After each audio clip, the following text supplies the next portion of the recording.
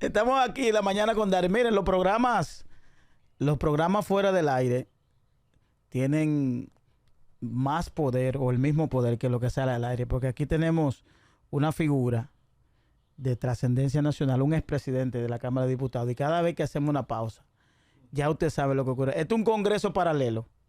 Es un congreso paralelo que hay aquí. Miren, aquí tenemos un invitado que lo que hemos querido invitar a propósito de la dinámica que se ha dado en República Dominicana, interesante, de los debates. Yo creo que la cultura del debate ya está tomando importancia en República Dominicana, y para ello hemos querido invitar a Víctor Gómez Casanova, que nos acompaña en el de hoy. Bienvenido, Víctor, a la mañana con Dari. Gracias, un fuerte abrazo para todos ustedes y felicidades en esta Semana Mayor que se inicia hoy. Sí. Sabes que dijiste presidente de la Cámara de Diputados y fue el primer caso de un dirigente político que estuvo a punto de convertirse en el único, porque no ha ocurrido nunca, en ser presidente de la Cámara de Diputados y presidente del Senado. Ajá. Sí, porque don Luis José fue presidente de la Cámara de Diputados. Sí, pero usted también estuvo a punto de convertirse en presidente después, del Senado. claro, Fue fue senador. Sí, cuando pasaste. Piquera tuvo. Sí. No, lo que pasa es que hubo una crisis con José Osvaldo Lejer y Ricardo Barceló. Y en ese momento don Luis José era la pieza que se presentaba como la salida del tranque. Ahí mismo estaba el puntico. Pero entonces don Florentino Carvajal bueno, se impuso primero el PRD con José Osvaldo, y entonces después posteriormente ya entonces se inclinó la balanza hacia don Florentino Carvajal Suero. No, Víctor es un historiador. Víctor, lo que pasa es que no estudió historia, pero Víctor sabe mucho. Es historiador. Porque él se ha dedicado a eso. ¿Me corrigió, Víctor? No me corrigió. No, le hice un señalamiento. Un señalamiento. Nunca corregir. Un señalamiento sobre el Viriato Fiallo. Sí. Que yo quisiera también que esta joven que están aquí. Que no eran doláticos. Que esta joven que están aquí, que no habían nacido todavía, esta muchachita, le aclare, porque yo pensé que hablar de doláticos. No, fueron los 7 látigos de Viriato Fiallo. ¿Fue en el cercado siempre? Sí, en el cercado. Ese fue ¿Y cómo se difundió eso? Que acabó con todo. Porque en esa época lo que se promovía de las campañas era el boca a boca. Y entonces, y los periódicos, la prensa escrita. Y los carros públicos. Entonces después el profesor Bosch, a través de Tribuna Democrática, y el doctor Peña Gómez, con Brea Peña y la parte de radio comercial, empezó con lo que era Tribuna Democrática. Entonces ahí se dedicó más tiempo, ¿no? O la proliferación del mensaje llegaba a través de las ondas hercianas. Pero en ese momento era por boca a boca y por la prensa escrita. Y entonces, cuando Juan Bosch vio esa pifia, ese desliz, él dijo, no, pues si él viene con látigos, yo vengo con borrón y cuenta nueva. Y yo vengo con una actitud diferente. Y entonces contrarrestó, siendo él el antitrujillista y siendo él... Aprovechó esa oportunidad. Claro, porque el antitrujillista era Juan Bosch, no era Viriato. Viriato era trujillista. Era trujillista. Exactamente, pero esas son las cosas de la historia. Pero hubo también un momento en el que Juan Bosch también cometió una pifia con unas declaraciones que... Pero eso fue después en el 66, cuando mandó a votar con piedra y palo. Sí. Cojan piedra. Entonces Balaguer, ahí quien hizo la inversa fue Balaguer, que cogió Balaguer es la paz. Es decir, que la comunicación siempre ha jugado un papel importante en el tema de la política. Siempre, porque tú tienes que ponerle contenido. La única campaña que no tiene contenido es esta de ahora. ¿No tiene contenido? Viriato Fiallo, ¿qué porcentaje tenía ese? Adiós, un 60 y pico. 60 y pico, claro. Pero me llama mucho la atención algo, eso que él dice, porque precisamente a eso voy. Dices que esta campaña electoral no tiene contenido. Ninguno. Y ustedes, con ese ejercicio que realmente han establecido, sumamente importante, que yo he aplaudido en todo momento, que son los debates. Deja al desnudo eso, pero ¿sabe por qué? Por la falta de preparación de los candidatos. Me dio mucha vergüenza, y usted en algún momento lo hablaba con Samuel, cuando se hizo los municipales. En algún momento pues, no quisieron mucho debatir, hubo que descontinuarlo. Pero ahora, sobre todo en la parte legislativa, yo los veo, los debates. Señores, y hay veces que me da trabajo. Continuar viéndolo. Apaguen eso. ¿Cómo lo ven ustedes que están ahí desde su óptica? Yo, más que concentrarme u opinar sobre el contenido o la presentación de un candidato en particular, prefiero verlo y analizarlo desde el punto de vista macro, ¿no? Claro. Yo creo que nosotros estamos siendo parte de un proceso histórico muy positivo para la política y es fomentando la cultura del debate. Porque usted puede darse cuenta de eso que señala o puede emitir esa opinión o hacer esa crítica porque se ha producido. Claro. Si no se hubiese producido y no se estuviera debatiendo, usted no pudiera darse cuenta de eso. Entonces yo creo que esta iniciativa del Consejo de Desarrollo Económico y Social de Santo Domingo, CODES, ha sido muy positiva porque ha permitido fortalecer la cultura del debate, desarrollar la cultura del debate. Y creo que ha sido muy positivo porque yo le decía a Samuel, el presidente del CODE, yo le decía, mira, hemos hecho historia y hemos cambiado los requisitos para hacer campaña y para ser candidato. Anteriormente, antes de las elecciones del 2024, una persona quería ser candidato a diputado, o a diputada, o alcalde, o a regidor, y hacía una lista. ¿Qué yo necesito?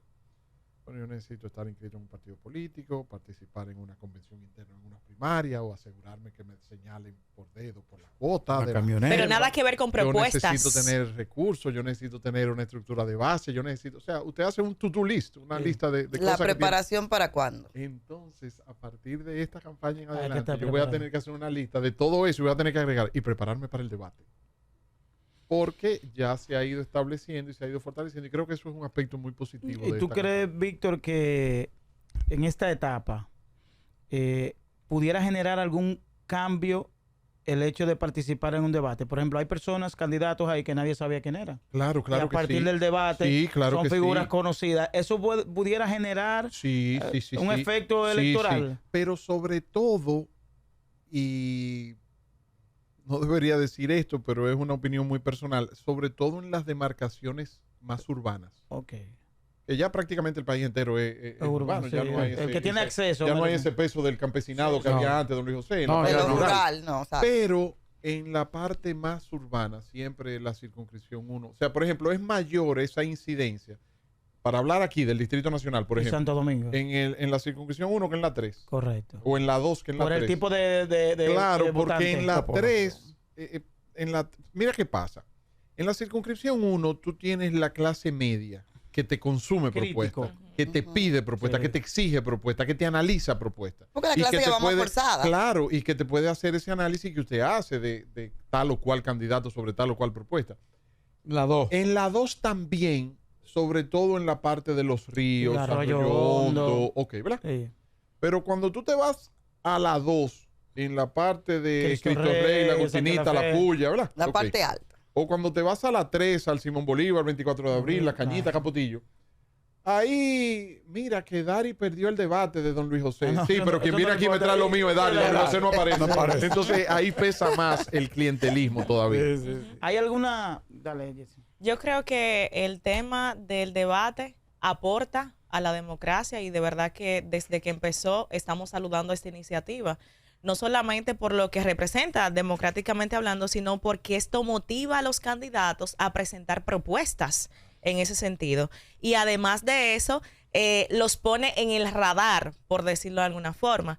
Cuéntanos las expectativas que ustedes tienen de cara al debate presidencial, sobre todo porque se ha cuestionado mucho que se está incluyendo a ciertas figuras de partidos principales y se ha excluido a los partidos minoritarios. Mira,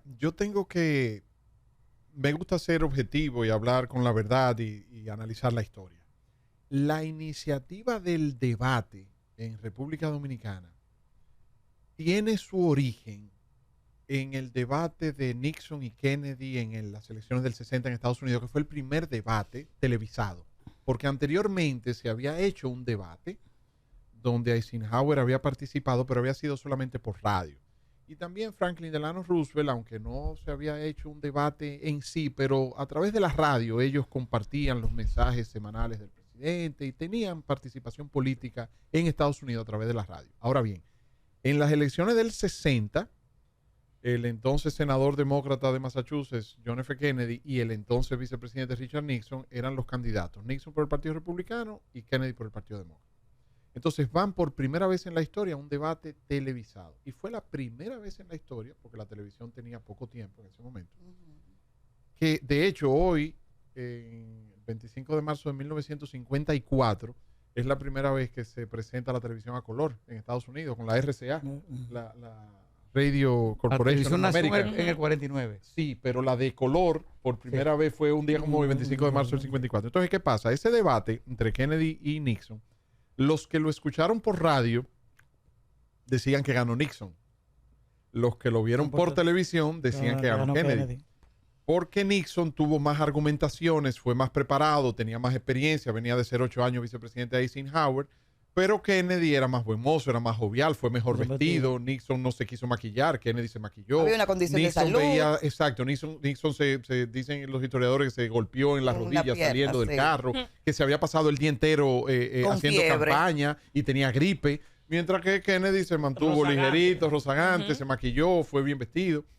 Entonces, a raíz de esa experiencia se hizo una moda, se creó una ola del debate. Entonces el profesor Juan Bosch lo acusaba, el padre Láutico García lo acusó de ateo. Y comunista. Ateo, sí. Y entonces él se montó en la ola del debate y retó a un debate al padre Láutico García. Y lo moderó don Salvador Pitalú Aníbar, que tuvo el privilegio de ser su alumno, fundador y director del Instituto Dominicano de Periodismo. Entonces, es el único debate, fue televisado, pero es el único debate que República Dominicana había tenido.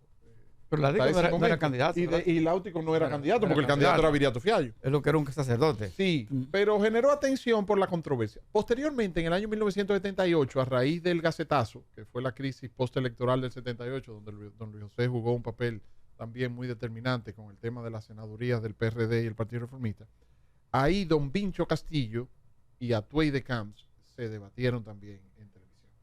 Pero tampoco ninguno de los dos eran candidatos.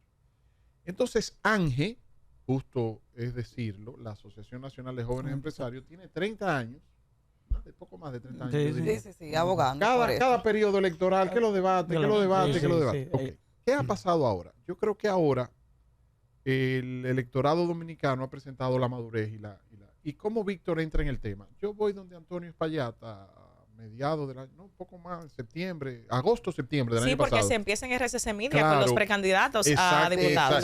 Yo voy donde Antonio, yo le digo, Antonio, vamos a hacer una serie de debates ahora que los partidos anunciaron los precandidatos. Y me dijo, Víctor, ¿tú crees por los precandidatos? Eso no tiene interés. Digo, precisamente, porque no tiene interés, los precandidatos no van a decir que no, ninguno. Van a decir que sí, porque son precandidatos y quieren exponerse y quieren darse a conocer. Entonces vamos a agarrarlo ahora que están chiquitos y vamos a hacer el debate de los precandidatos. No van a decir que no, se van a promocionar y entonces vamos a ir sembrando la semilla y vamos a ir fomentando la cultura del debate. Efectivamente, dicho y hecho, hicimos una primera entrega con los precandidatos a diputados de la 1 por el PRM. Después hicimos una segunda entrega con los precandidatos del PLD en la 1 también. Después hicimos la Fuerza del Pueblo. Y así fuimos haciendo pinino poco a poco. Entonces después el CODES, que también había tenido esta iniciativa desde las elecciones del 2020, entonces llamó a Antonio Espaillat, el amigo Samuel Sena y Percio Maldonado, y entonces se hizo una alianza estratégica entre RCC Media, el Nuevo Diario, con la organización del CODES. Y posteriormente entra también Iván Ruiz y la dirección de Radio Televisión Dominicana.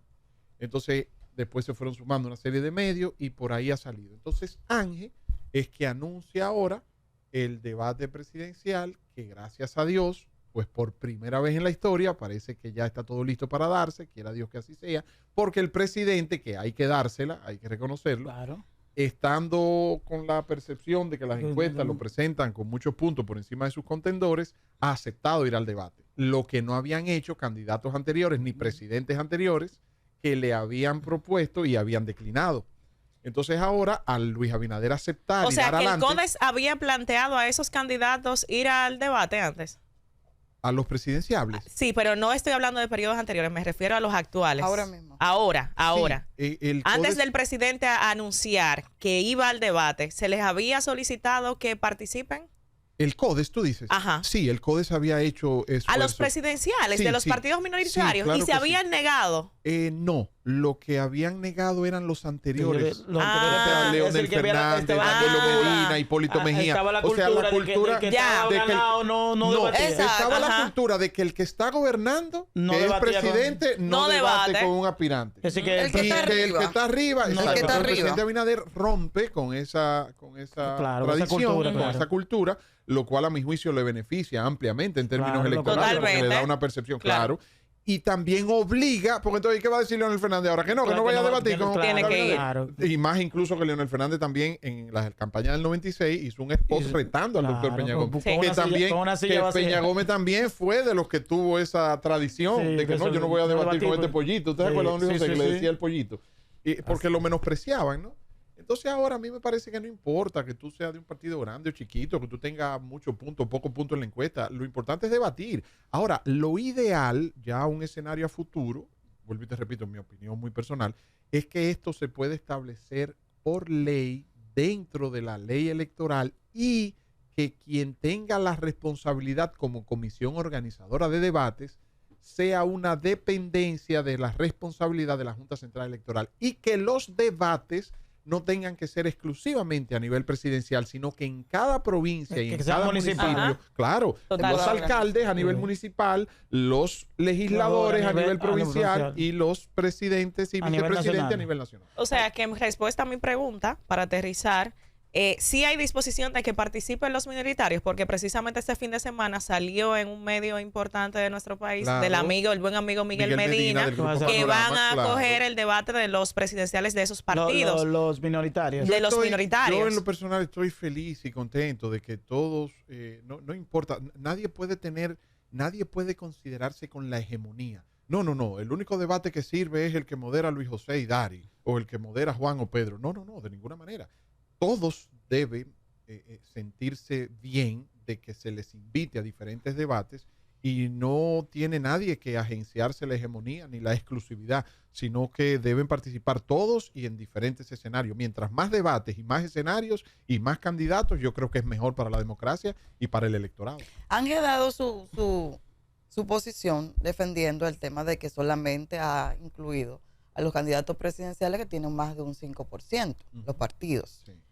Sin embargo, lo que yo he defendido y él le ha hecho el llamado es que si están en la boleta electoral, deben debatir, porque no tiene sentido de que estén reconocidos, vayan a una boleta y usted no le permita conocer la propuesta, porque cuando viene a ver, ese que está ahí puede sorprender. Yo estoy totalmente de acuerdo con usted, pero hay que entender, estamos comenzando, que Ángel es quien organiza y convoca. Por lo tanto, es quien invita. Entonces, usted, como dueña de su casa, crea las condiciones, pone la condición. Invita a quien usted quiera. Claro. El hecho de que don Luis José y yo le critiquemos, no estemos de acuerdo porque usted decidió invitar a Dari y a nosotros no, ya es una prerrogativa que tenemos. Así. Ahora, tienen como referente, me parece, no puedo hablar. El porcentaje. Soy vocero. No, Estados Unidos. Ah, ok. La comisión de debate. En Estados Unidos, los debates los debates presidenciales se organizan por una comisión de debates. Y ellos siempre toman en cuenta los candidatos de mayor posicionamiento. El único caso, siempre los del Partido Republicano y el Partido Demócrata, el único caso donde se han presentado más de 2 candidatos a un debate fue para las elecciones de 1992, donde el independiente empresario Ross Perot logró un posicionamiento importante en esas elecciones y entonces participó junto con el entonces candidato Bill Clinton del Partido Demócrata y presidente que buscaba la reelección por el Partido Republicano, George H.W. Bush, padre de George W. Bush. Es así, esa es la referencia, pero son 2 escenarios totalmente diferentes, también, Estados Unidos y República Dominicana. Pero tomando como referencia, también hay otro hecho importante. No es lo mismo debatir 3 candidatos que 7. Claro, la logística, claro. Por un tema de tiempo. Se una producción. Claro, se aprovecha más. Porque, más compleja. Por ejemplo, se pueden tratar más temas, se le puede dar más tiempo de respuesta. Una ronda de preguntas, se va el tiempo. Sí, no lo estoy justificando, pero estoy presentando. Sin embargo, para agregar antes de cambiar de tema, le decía, por ejemplo, a Dari que los candidatos, en su mayoría, desde mi óptica, que mejor han sabido desenvolverse, responder a los diferentes temas de manera puntual, han sido los del Partido de Opción Democrática. Yo opino igual. Porque han exhibido preparación. Se lo he manifestado a José Horacio. ¿Usted sabe a quiénes y es un partido que no llega a un 5%. ¿Usted sabe a quiénes se me parecen los candidatos de Opción Democrática? A los del PLD. A los PLD en su época. ¿Usted se acuerda que ellos iban siempre muy bien formados, con un círculo de estudios? Muy bien preparados. Muy bien preparados. Estoy de acuerdo con usted. Me han impresionado. Ahora, también ahí entra en escena un elemento humano que no podemos obviar, el reconocimiento a lo desconocido. Los candidatos de los partidos tradicionales, entiéndase PLD, PRM, Fuerza del Pueblo, que aunque sean partidos no jóvenes, como el caso del PRM y la Fuerza del Pueblo, tienen liderazgos tradicionales. Entonces, por ejemplo, a usted le hablan de un candidato X del PLD, de la Fuerza del Pueblo, del PRM, que ya usted ha venido desde hace meses o desde hace años conociendo, no le representa ninguna sorpresa una propuesta o un discurso de ese candidato o candidata. Sin embargo, cuando sale un candidato o candidata de Opción Democrática que usted no conocía y usted ve que se comporta bien, que se desenvuelve bien, que presenta propuestas interesantes, gana su simpatía. Víctor, el tema de... ¿tú quieres hacer una? Sí, para no divorciarnos de esa parte. La Federación Dominicana de Municipios la semana pasada hizo la sugerencia de que se rote la fecha del 24 de abril para el debate presidencial, justamente porque ese día se lleva a cabo la toma de posesión de las alcaldías. ¿Qué ha pensado el CODES en este sentido? ¿Se va a cambiar? ¿Qué va a pasar? No, porque recuerde que el debate presidencial es de Ángel. Sí, perdón, así Ángel. Le corresponde a ellos. Sí, es verdad. Sobre ese tema. Víctor, ¿te quería decir algo? Yo quería hacerle una pregunta, Víctor. Cuidado, ¿Qué diferencia hay entre los tutupotes que decía Juan Bosch de la conferencia de la Cámara Americana de Comercio, que se invitan separadamente los candidatos?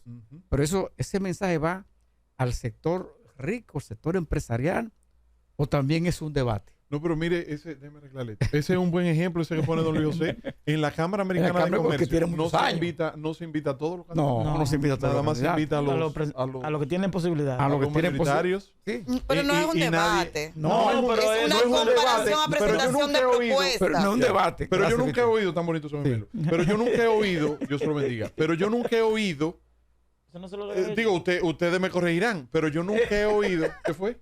Que eso no se lo regalé yo. Sí, no, pero está buen gusto. Pero yo nunca es para heredar. Ay, Dios mío. Pasando factura en el aire. No, para heredarlo. Pero es para que me responda, porque es una clase social. Pero mire qué buen punto. Que tiene su lapicero apuntando lo que dice cada candidato. Y mire qué buen punto. Sí. Yo nunca he visto un candidato o candidata de un partido no tradicional o mayoritario siendo invitado a los almuerzos de la Cámara Americana de Comercio ni de la Asociación de Industria. No. Del empresariado, de la cúpula empresarial. Nunca.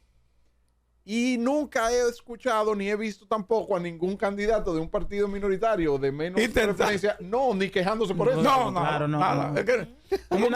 Víctor, hay una parte importante que a mí me parece que es el tema de la juventud.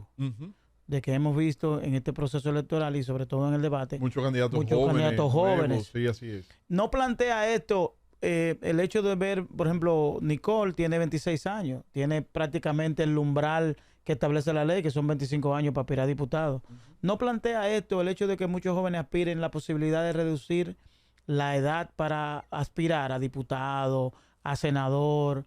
Tenemos Omar es candidato a senador y tiene 32 años. Es la Constitución que lo señala. Don Luis José, la Constitución. Don Luis José, yo recuerdo, mira, don Luis José González Sánchez, lo voy a tirar al medio aquí con una indiscreción que voy a cometer, pero él me la perdonará porque ya son parte de la historia. En el año 2005, el entonces presidente Leonel Fernández convocó a la alta dirigencia del Partido Reformista. En ese momento Federico Antumbayer era el presidente, quien nos dirige la palabra era secretario general, y don Luis José González Sánchez era como una especie, aunque no tenía un cargo, una titularidad. ¿Era subsecretario general tuyo? Subsecretario, sí, pero más que por la titularidad del cargo que él fuera a ocupar, por el peso, por su condición de jurista, de hombre con experiencia, fue llamado y convocado por el presidente de entonces, Leonel Fernández, y por nosotros también muy honrados. Y entonces participamos en un debate, en una conversación interna, y se estaba planteando un acuerdo de alianza electoral. Y se habló de la reforma reforma a la Constitución que posteriormente se llevó a cabo en el 2010 con la firma entre Miguel Vargas y el acuerdo. Pero estoy hablando desde el 2005, se venía ya acariciando. Esa reunión fue en la Casa Nacional del PLD. No, de Amílcar Romero, ¿no fue? Sí. Don Luis José, en la casa de Amílcar Romero. Fue una casa privada. O fue en la casa de don Carlos Morales. Una de las dos. Una de las dos. Yo no me acuerdo dónde fue. Creo que fue en la de Carlos Morales. Fue en la de Carlos Morales. Sí, que tuvimos en usted, Lila, Kiki y yo. Exactamente. Exacto. Y don Luis José, historia. don Luis José se batió una de las conversaciones más interesantes que yo he participado en mi vida. El presidente Fernández y don Luis José González Sánchez jugaron ping-pong con la Constitución. Si tú me preguntas a mí. Tú me dices, yo te digo. Sí. Se emburujaron el de tú a tú ahí. Pim, pam, pim, pam, pim, pam, pim, pam, pim, pam, pim, pam. Y don Luis José y el presidente Fernández le hablaba, por ejemplo, ellos analizaron la independencia del Ministerio Público, la independencia de la Contraloría, el preámbulo de la Constitución. Fue ahí, pim, pam, pim, pam, pim, pam, pim, pam. Y entonces, parte de lo que don Luis José argumentó en esa reunión era cómo en el borrador, que en ese momento estaba siendo estudiado por una comisión de la que también formaba parte doña Liceló Marté de Barrio, Dios la tenga en gloria, don Luis José argumentaba de ciertas incoherencias con respecto a los derechos fundamentales y las edades.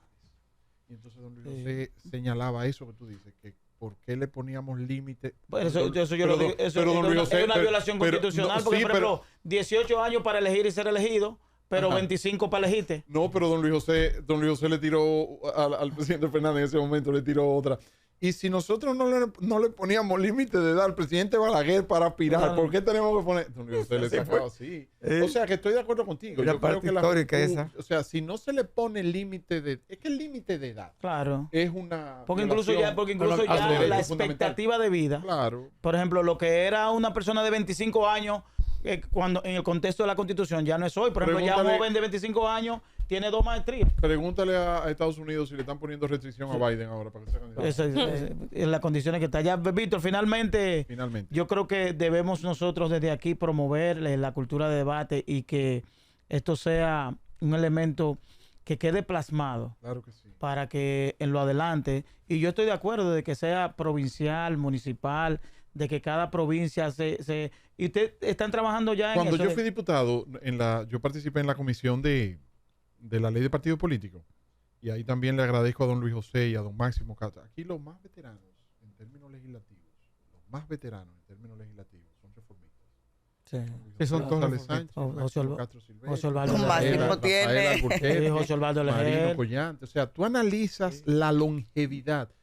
Bueno, fuera que te estoy hablando a título personal, ¿verdad? Claro. Okay. Luis José González Sánchez, Máximo Castro Silverio, Lila Alburquerque, Marino Collante, Gigi.